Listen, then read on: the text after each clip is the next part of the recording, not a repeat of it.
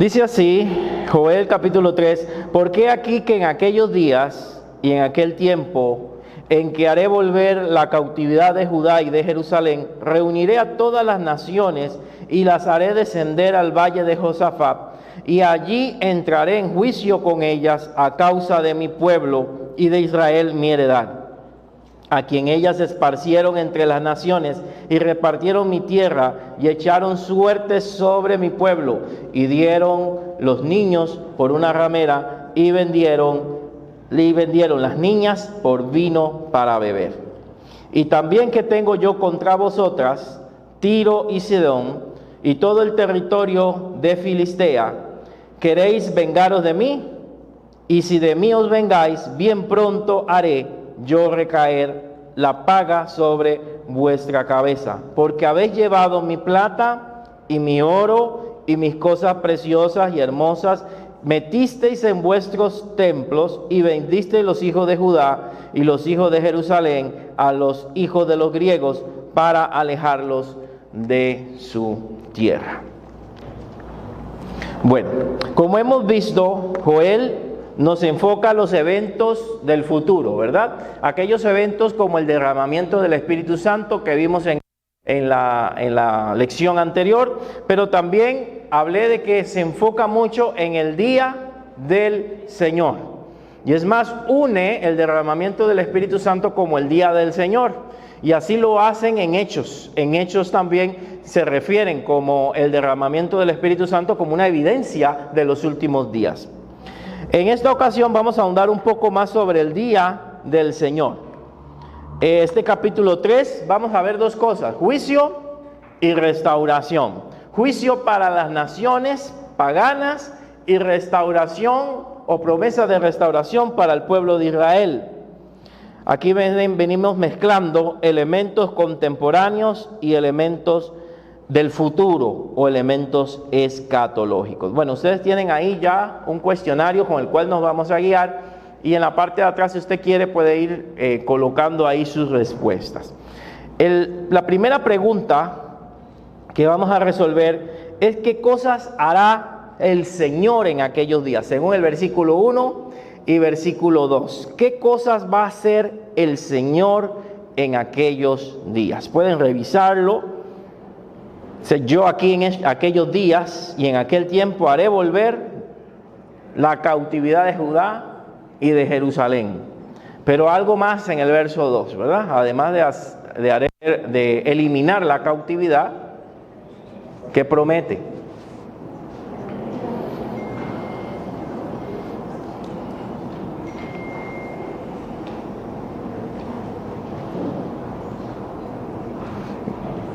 ¿Ya la tenemos entonces? ¿Qué cosa va a hacer el Señor según el versículo 1 y el versículo 2? Hay dos o tres cositas que va a hacer el Señor. ¿Quién me dice la primera? Ajá, puede ser restaurar, pero directamente va a hacer algo con Israel.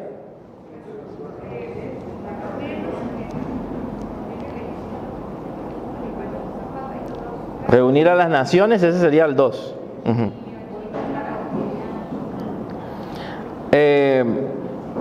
Va a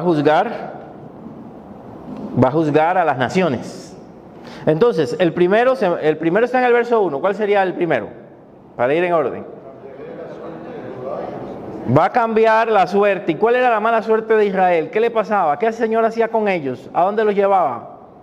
Los llevaba cautivos, iban presos, iban esclavos de las naciones, primero de los asirios y luego fue de los babilonios, por los babilonios. Entonces ya no van a ir cautivos, ya voy a eliminar eso, los voy a hacer más bien volver. No habían ido a la cautividad, pero aquí está profetizando que iban a volver de la cautividad, van a volver de su cautividad. Pero el verso 2 se va más allá en el futuro, que ya lo mencionó Fernanda por acá. ¿Qué va a hacer con las naciones? Las va a reunir. ¿En qué lugar? En el valle de Josafat. En el valle de Josafat ocurrieron varias victorias del pueblo de Israel. El pueblo de Israel ganó grandes victorias. El valle de Josafat está cerca del monte de los olivos.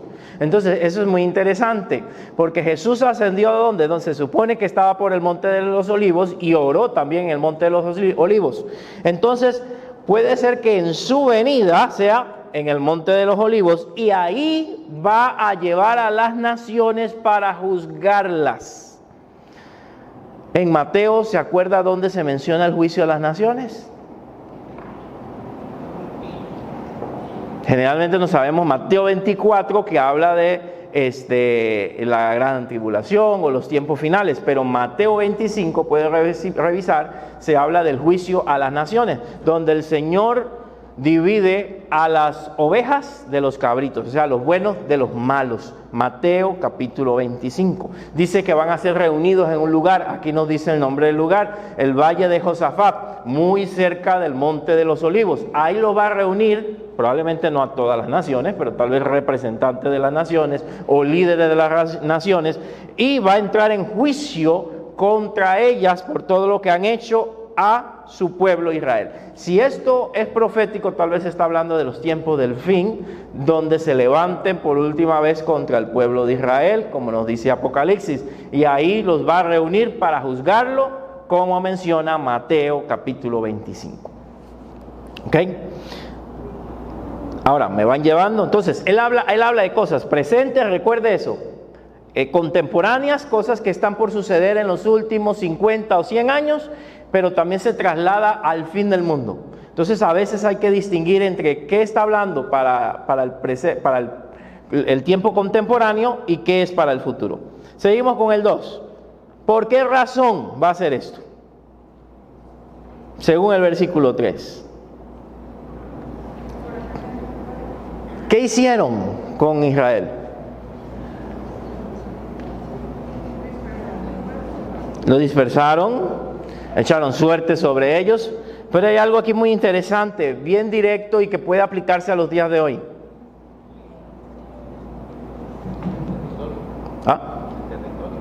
Ajá. No se olviden de los pequeñitos que están ahí en el versículo. ¿Qué hicieron con los niños? Los vendieron, los repartieron, los dieron por una ramera. Vendieron niñas, y esto es muy interesante que digan niñas, vendieron niñas por vino para beber. Entonces estamos hablando como si fuera no solamente la esclavitud que era normal en aquella época, sino que la estaban vendiendo también para cuestiones sexuales. Vendieron niñas de Israel. Entonces él aquí está diciendo que por esa razón es que va a entrar en juicio con estas naciones por lo que le habían hecho a Israel. Verso 3, echaron suerte sobre mi pueblo, dieron los niños por una ramera y vendieron las niñas por vino para beber. El versículo 3. Aquí sería preguntarles, hermanos, ¿qué práctica se está condenando aquí?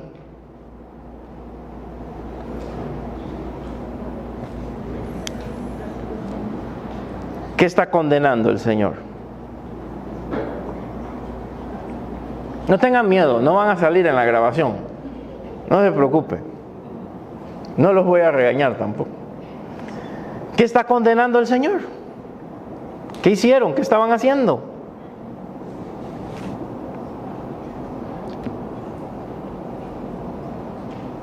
¿Qué práctica? Para ver si me comprenden mejor. Están condenando acá. ¿La? No. O sea, sí. Pero está diciendo repartieron a mi pueblo, pero él está condenando lo que están haciendo con los niños. ¿Qué hacen con los niños?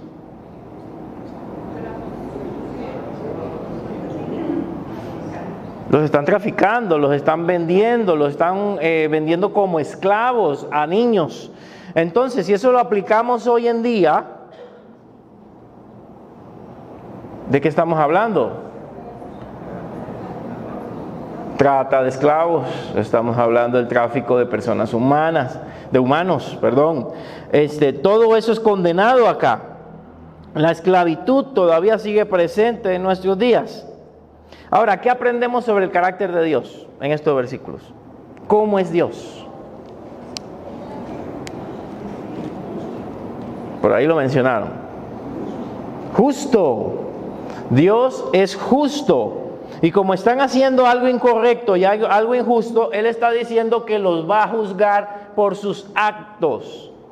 Entonces significa, hermanos, que los que trafican personas, los que prostituyen a niños, Dios también condena esos actos y también juzga esas acciones como negativas. Si las juzgaba en ese tiempo, también las juzga en el día de hoy. No es que está ciego a esos eventos. ¿Ok? Vamos a unas consecuencias. Punto 6. ¿Cómo les retribuye Dios a los enemigos de su pueblo lo que les hicieron? El de repartirlos, el de vender sus hijos. ¿Cómo les retribuye? Según el versículo 7 y versículo 8. Leo para ustedes. He aquí, yo los levantaré del lugar donde los vendisteis, y volveré vuestra paga sobre vuestra cabeza.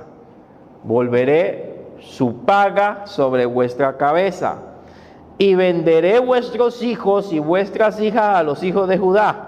No dice que niños, pero dice que los venderá a sus hijos. Y ellos los venderán a los sabeos, nación lejana, porque Jehová ha hablado. ¿Qué sucede aquí? ¿Qué se repite? ¿Qué va a pasar?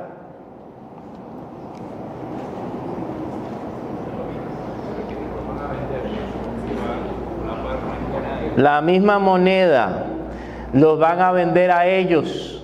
Esto significa que lo que se siembra se cosecha o se recoge. El mal con que ellos trataron a Israel se les va a devolver a ellos.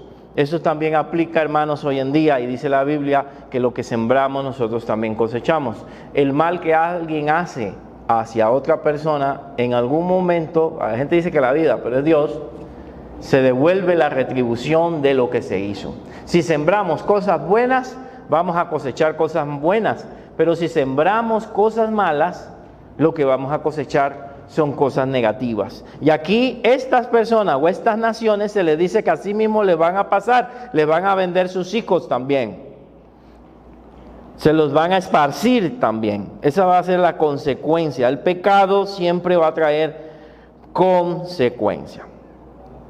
Ahora vamos a un aspecto más profético. Pregunta 8 para ustedes. ¿A qué está convocando Dios a las naciones? Según el versículo 9 al 12. ¿A qué está convocando? En el 9 dice, voy a leo para ustedes: proclamad esto entre las naciones, proclamad guerra, despertad a los valientes, acérquense, vengan todos los hombres de guerra, forjen sus espadas, de vuestros asadones, lanzas de vuestras hoces. Diga el débil, fuerte soy, juntaos y venid naciones todas de alrededor y congréguense. Haz venir allí, oh Jehová, a tus fuertes. Despiértense las naciones, suban al valle de Josafat, porque allí me sentaré para juzgar a todas las naciones. Entonces, ¿en qué consiste la convocación que está haciendo Dios ahí? ¿A dónde la está haciendo? Exacto, los está convocando para la guerra. Y dicen que vengan aún los débiles. A veces se ha usado este versículo mal. Diga el débil, fuerte soy, se ha usado en el sentido espiritual, ¿verdad? De que el débil puede decir que es fuerte en Dios, pero el contexto aquí está diciendo que está invitando aún a los débiles a que vengan contra Israel. Venga todos los que quieran meterse con Israel. No tienen armas, háganla de ¿a dónde? De los asadones, háganla de cualquier cosa y vengan y peleen contra Israel.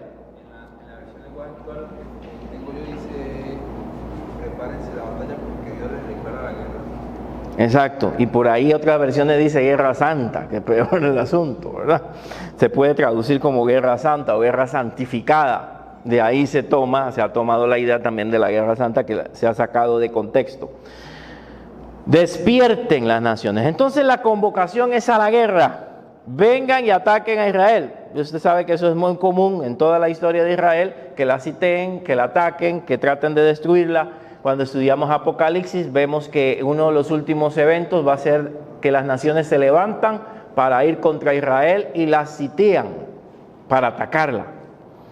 Probablemente esté hablando también de eso en el futuro, de que ya estudiamos en Apocalipsis, que va a suceder en el futuro. Que vengan contra ella. Pero ¿dónde las está reuniendo?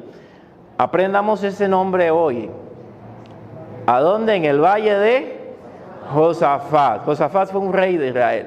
En el valle de Josafat, que es el valle que está cerca del monte de los Olivos, donde Jesús ahí oraba con angustia y donde también se cree que fue donde él ascendió a los cielos en Hechos capítulo 1. Así que probablemente, como él dijo, así como me has visto ascender, así también volveré. Así que ese lugar es especial. Probablemente puede ser que por ahí sea el establecimiento del reino de Dios. Pero en ese lugar él está convocando a las naciones para entrar en juicio con ellas. Hágale una pausita ahí a esto y vayámonos un momentito a Mateo 25. Para entender qué va a hacer Jesús ahí en ese valle probablemente. Mateo 25, versículo 31. Mateo 25, 31. Me avisan cuando lo tienen.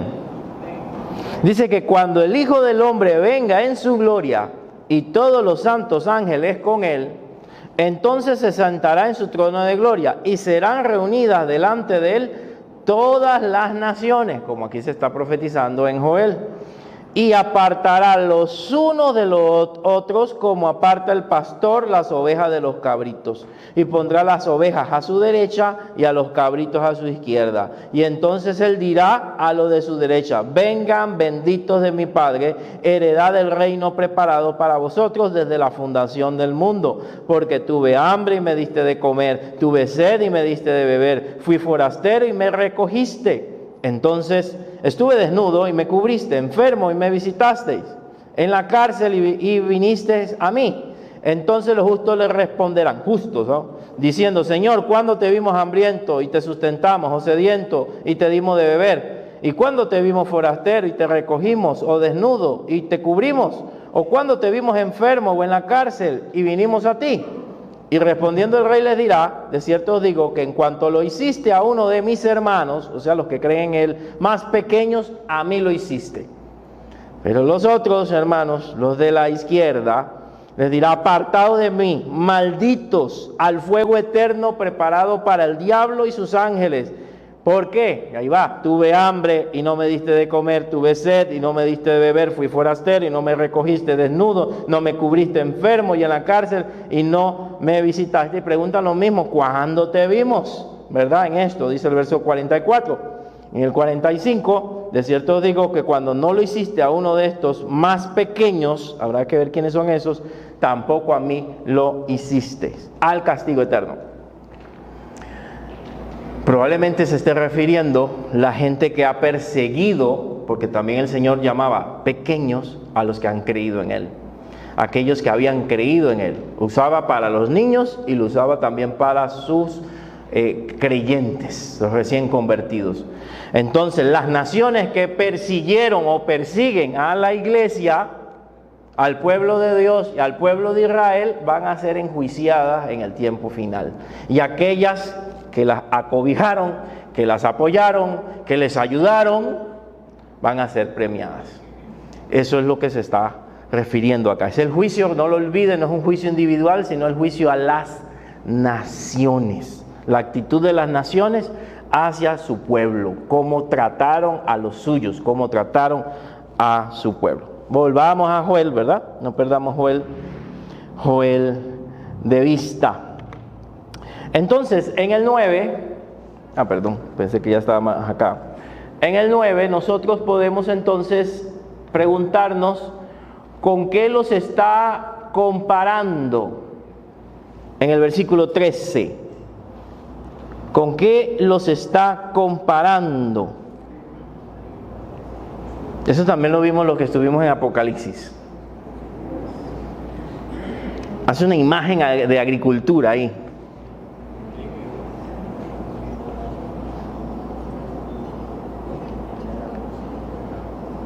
Y este versículo en este pasaje de juicio, en otros lugares es de cosecha. Dice, echad la hoz porque la mies está madura. Y aquí no es la mies para salvación, sino para lo contrario, para perdición. Rebosan las cubas porque mucha es la maldad de ellos. No sé si se acuerda que en Apocalipsis habíamos estudiado que en el día del Señor, el Señor iba a atacar a las personas como si fueran uvas y las iba a majar, y la uva o el jugo de uva iba a correr por todo lugar, o sea, la sangre iba a correr por todo lugar. A eso se está refiriendo, donde va a haber una gran matanza, donde va a morir mucha gente en esa batalla, y lo coloca como una gran cosecha, pero más bien esta cosecha es de matar prácticamente, de eliminar a sus enemigos. Así que lo está comparando con una cosecha, lo está comparando con un lagar, con una cosecha de uvas, y donde vemos en otros pasajes en Apocalipsis que esas uvas son aplastadas, son destruidas. ¿Cómo cosechaban las uvas antes? ¿Cómo hacían el vino? ¿Se acuerdan? Muy rico, ¿verdad? El vino generalmente lo majaban con los pies. Así es que se hacía el vino, ¿verdad? Y eso era un símbolo de la antigüedad de juicio también. Y el vino también de sangre. Recuérdense que aún en la cena del Señor lo usamos como símbolo de sangre, la sangre de Cristo. Así que está hablando de muerte en este momento acá. ¿Cómo se le llama ese día? Verso 14. Punto 14, perdón. Versículo 14. ¿Cómo se le llama? Bueno, el lugar, el valle de Josafat también significa valle de la decisión, para que sepan. Sí. Esa es la traducción, esa es una de sus traducciones. Y aquí ya lo está aclarando. El valle de la decisión, donde se toma una decisión ahí. Pero, ¿cómo se le llama a ese día? El día de Jehová, el día del Señor. Ese día del Señor que se menciona por todos lados en el Antiguo Testamento. Y ese día del Señor que también hacen ecos los apóstoles. Dice, el día del Señor vendrá. Se habla en Tesalonicenses, se refiere a ese día donde viene el Señor, pero también viene a juzgar a su pueblo. Yo no sé si usted se recuerda que depende de la teología, hasta la que usted haya crecido, hay dos formas de verlo. Está la venida de Jesús para establecer su reino sobre la tierra por completo. Pero los que crecimos en una iglesia dispensacionalistas son aquellos que creemos que antes de que venga eso viene Jesús en las nubes y se lleva a su iglesia. Eso se le llama el arrebatamiento, ¿verdad? Y después regresa para establecer su reino. Hay iglesias hoy, principalmente las de corte bautista, de corte reformado, que no creen así, creen en una sola venida. Viene, transforma a los suyos y se establece en la tierra. Esa es otra forma de verlo, lo ven de una sola vez. Lo importante es que viene, ¿verdad? Y viene a establecer su reino. ¿Cómo se llama ese día? Para ver si se le quedó en la mente. El día del Señor, ¿verdad? ¿Cómo se le llama al valle donde ocurrirá ese juicio? El valle de la decisión o el valle de Josafat. Esto a veces se puede confundir con Armagedón o valle de Megido en Apocalipsis, pero el valle de Megido es como el lugar de la batalla, pero acá es donde Jesús está con la gente pronunciando un juicio. Parece que son dos lugares diferentes. Acá está juzgándolos propiamente, en el valle de la decisión. Vamos a hablar del día del Señor entonces. Punto 11 para ustedes. ¿Cuáles son las señales en los versículos 15 al 16 sobre el día del Señor?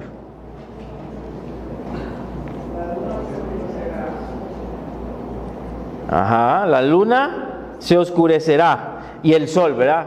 Me quitó el sol, hermana. El sol y la luna se oscurecerán. ¿Y qué más?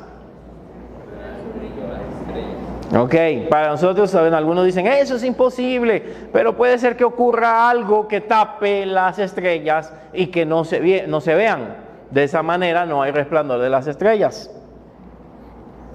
El sol tiene cambios muy interesantes. La luna se puede oscurecer por un eclipse también. ¿Esto dónde se menciona? En Mateo 24, como señales antes del fin, antes del día del Señor.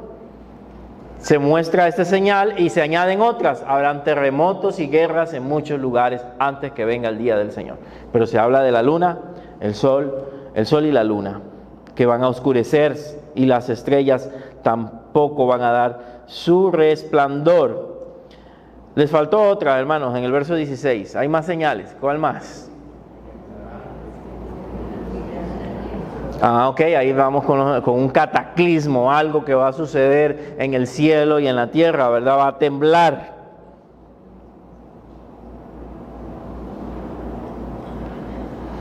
Y hay una que está al principio, que no se la puede brincar. Rugirá, ¿quién va a rugir? No el león de la liga, hermanos. El león de la tribu de Judá, ya no ruge. El león de la tribu de Judá es el que va a rugir. El rugido ahí de león, ¿verdad? Jehová rugirá, por eso se le conoce como el león de la tribu de Judá. Jehová rugirá desde Sión. Eso significa que ya está establecido en Jerusalén. Aquí proféticamente da a entender que Jehová o Dios o Jesús, en este caso, van a estar en Jerusalén. Dará su voz desde Jerusalén. Esto da a entender dónde va a llegar Él, a dónde va a establecerse su reino. Entonces no olvide eso. Estamos hablando de que el Señor se establece en Jerusalén, desde Jerusalén. Y desde ahí da esperanza y fortaleza a sus hijos en aquel tiempo. ¿Qué tiempo estamos hablando? Probablemente el tiempo de la gran tribulación, después del tiempo de la gran tribulación. Verso 17. ¿Cómo se va a conocer? ¿Qué se conocerá del Señor? Perdón.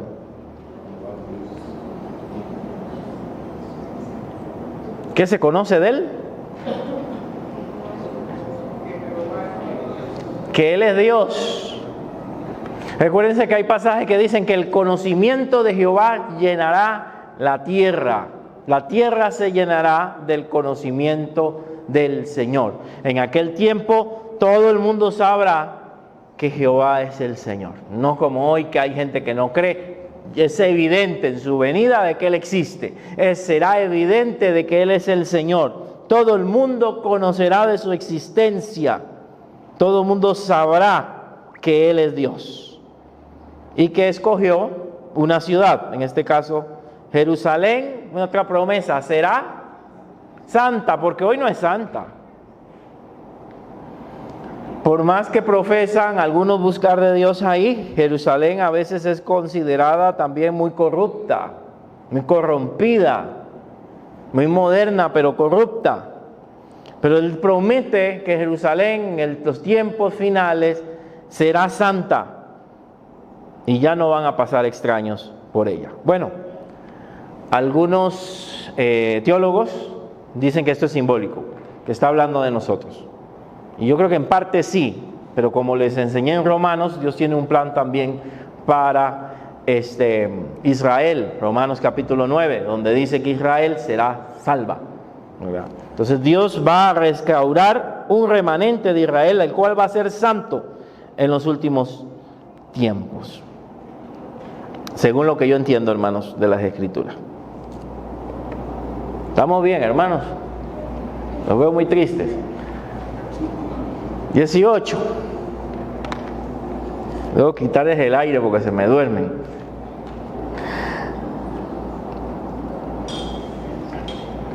Versículo 18, en el 13 hay una pregunta. ¿Cuál es la promesa de restauración?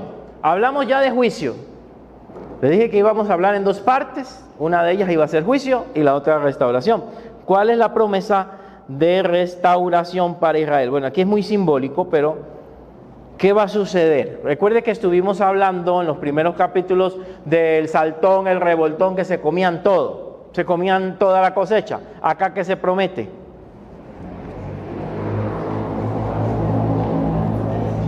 ¿Qué va a pasar con los montes? Simbólico. Pero en los montes va a destilar mosto, va a haber vino ahí por todos lados. Los collados van a fluir, ¿qué? Leche. Recuérdese cómo se le llamaba a la tierra de Israel antes. La tierra en la cual fluye leche y miel. Así se le decía a los hijos de Israel por allá en el Pentateuco. La tierra que fluye leche y miel. Pero eso es simbólico ¿de qué? Abundancia. Va a haber mucha abundancia. Van a tener muchas cosechas. Por todos los arroyos de Judá correrá aguas. Esto es muy importante. Y saldrá una fuente de Jehová y regará el valle de Sittim. Aquí habla de un río. De un río que va a fluir y va a regar lugares que eran desérticos. ¿Se acuerda de algunos pasajes que hablan de un río? Hasta hay una canción que alguien inventó, el río de Dios, ¿verdad? Ezequiel, por ejemplo, habla de un río. Hay el canto que dice que yo lo quiero a los tobillos, no lo quiero a las rodillas, ¿verdad? Yo quiero nadar. Está basado ahí, en ese río que fluye de la presencia de Dios, que ve Ezequiel, en el cual él tiene que nadar porque inunda todo el templo, todo el lugar sale del templo. Apocalipsis también menciona ese río. Apocalipsis menciona que saldrán ríos de la casa de Dios. Por supuesto que puede ser que sea literal, pero el agua es simbólica. ¿Simbólica de qué? ¿De vida? ¿Qué se simboliza con el agua?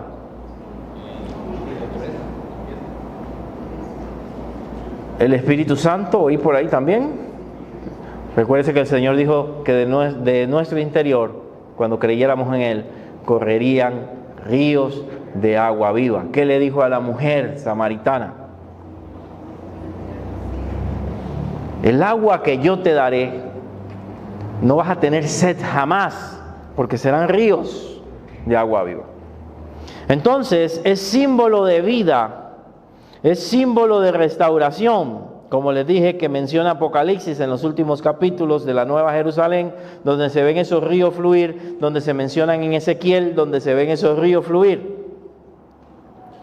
El río de la presencia de nuestro Señor Jesucristo.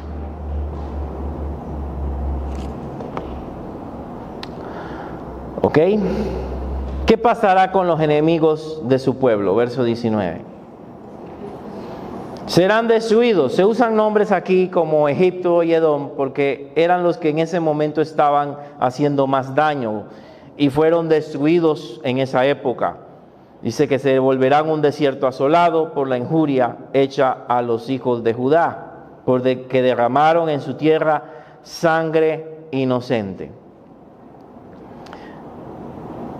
Ahora aquí vienen dos promesas importantes. ¿Qué se le promete a Israel?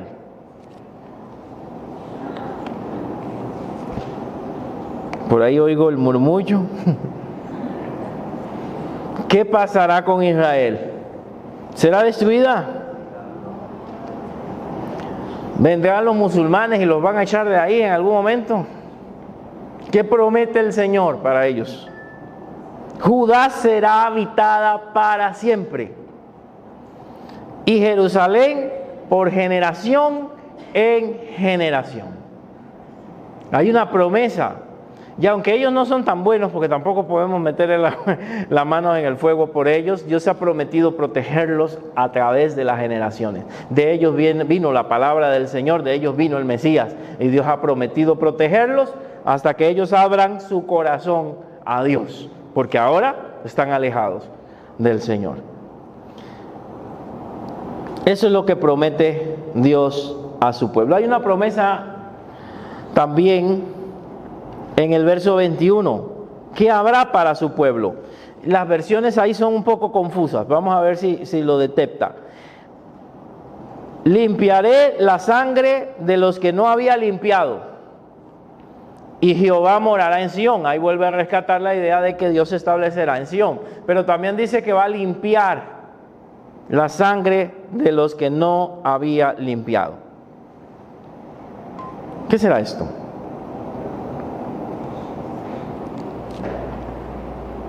¿De qué está hablando? ¿Qué hizo Dios con nosotros?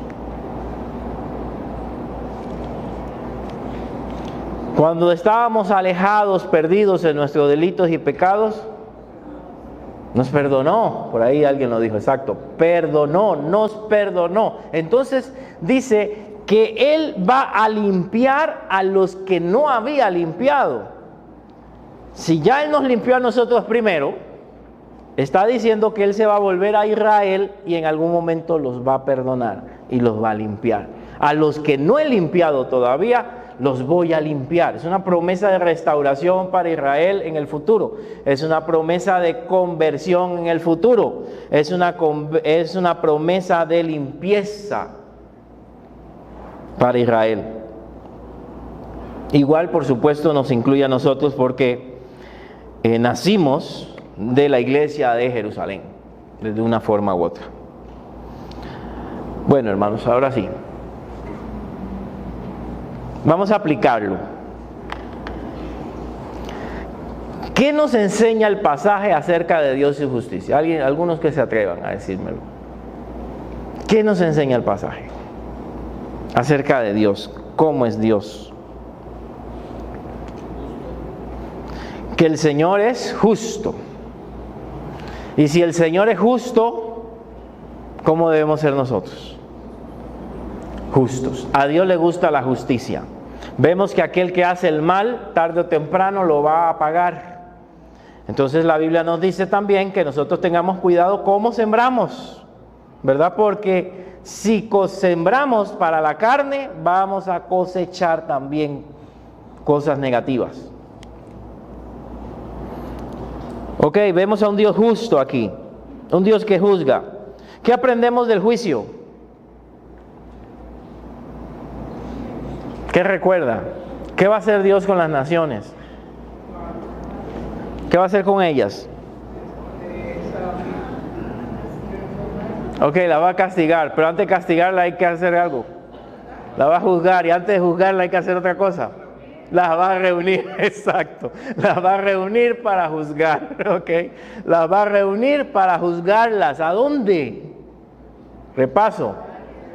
En el valle de Josafat. ¿Cerca de qué queda el valle de Josafat?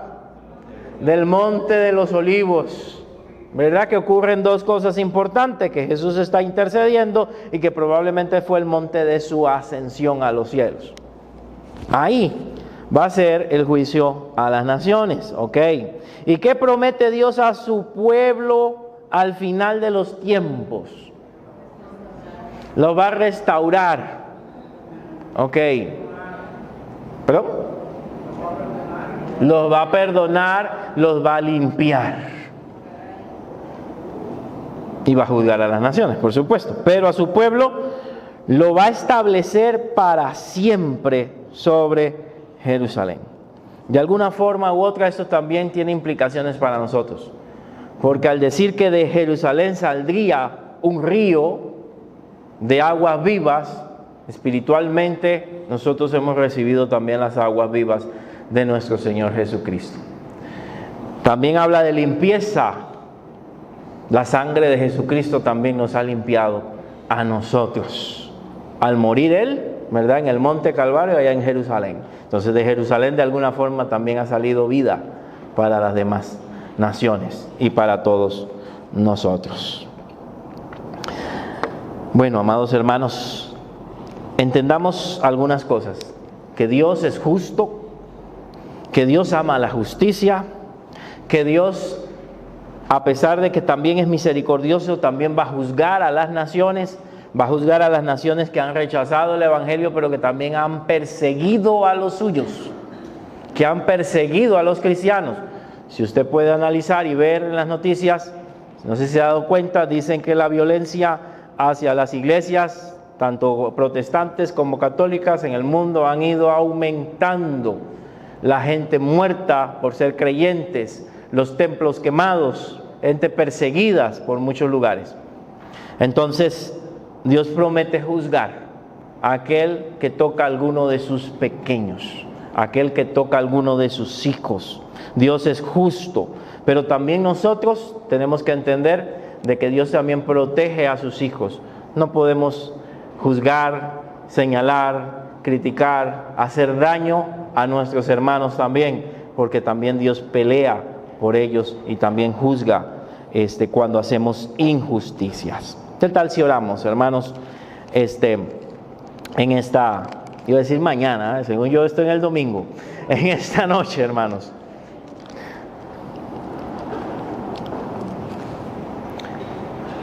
Padre, queremos darte gracias por este corto estudio que hemos hecho acerca de Joel, que viene a reforzar algunos temas que hemos tratado en otros momentos. Podemos recordar de que tú tienes un plan para tu pueblo. Podemos recordar también de que el día del Señor está cerca, donde tú establecerás tu reino por los siglos. Pero también podemos entender de que tienes un plan y un propósito para Israel. Y has dicho también en los Salmos que bendito aquel que bendiga a Israel. Señor, hoy Israel no te tiene a ti. Algunos son ortodoxos, tienen una religión, pero no te tienen a ti. Hay un grupo pequeño de judíos mesiánicos que creen en Jesús. Señor, oramos para que, mi Dios, tú bendigas y protejas siempre a tu pueblo, no solamente a Israel, sino a tu iglesia en cualquier parte del mundo. Oramos por aquellos que están siendo perseguidos en este momento. Sabemos que tú, Señor, como dice en tu palabra, enjugarás toda lágrima de los ojos de ellos. Sabemos que tú protegerás, Señor, a tu pueblo. Sabemos que tú los premiarás, Señor, si han de dar su vida por ti. Protege a los misioneros. Protege a los creyentes en estos sectores en América Latina donde no son bien aceptados, en África y en el mundo musulmán donde no son bien recibidos y están ahí llevando tu palabra. Protégelos. Tú eres nuestro juez, justo, amoroso y maravilloso. Mi Dios, ayúdanos también a valorar la salvación tan grande que tú has prometido para estos últimos tiempos. Ayúdanos a entender que desde el Pentecostés ya estamos en tiempos finales y lo que falta es que tú aparezcas en las nubes. Mi Dios, el tiempo de juicio será terrible para la humanidad. Tú has dicho en Mateo 24 que habrán pestes, que habrán terremotos, que habrán señales en los cielos antes de tu venida, antes del juicio a las naciones. Y hoy vemos, Señor, hemos pasado por una pandemia, algunos vaticinan la posibilidad de otras epidemias que están surgiendo, terremotos en diversos lugares, guerras y rumores de guerras. Podemos entender que el tiempo está cerca. Pero ayúdanos a nosotros como iglesia a seguir buscándote, a seguir aprendiendo de ti, Señor, a seguir buscando tu rostro, a seguir congregándonos, Señor, a no desenfocarnos, porque tú nos has salvado, porque nos has dado del agua de vida adelantada que has prometido para Israel, pero la adelantaste para nosotros, como la adelantaste a la mujer samaritana. Nos has dado de tu salvación, nos has adelantado de la vida eterna, nos has limpiado con tu sangre antes que a tu pueblo Israel. Gracias por tu amor para con nosotros, gracias por llamarnos, gracias por escogernos, gracias por esta iglesia, gracias por cada hermano que está hoy presente, gracias por su vida. Ayúdanos a seguir perseverando siempre y a valorar la salvación tan grande y a estar despiertos entendiendo que el tiempo en que vivimos es parte de los últimos momentos. Te exaltamos y glorificamos en esta noche, Señor. Lleva con bien a mis hermanos a su lugar de destino, guárdales y protégelos, Señor. Te pedimos que nos ayudes para que el próximo año podamos estudiar la vida de la iglesia y los temas que tenemos por delante. Que nos animes y que más personas se puedan unir al estudio. Bendice, Señor, el servicio de esta semana. Mi Dios, las actividades que tenemos este fin de semana, que tengan el sello de tu bendición. Y que aparte de estar en estas carreras, Señor, de la Navidad y demás, podamos recordar que la Navidad eres tú, Señor. En el nombre de Jesús. Amén. Amén.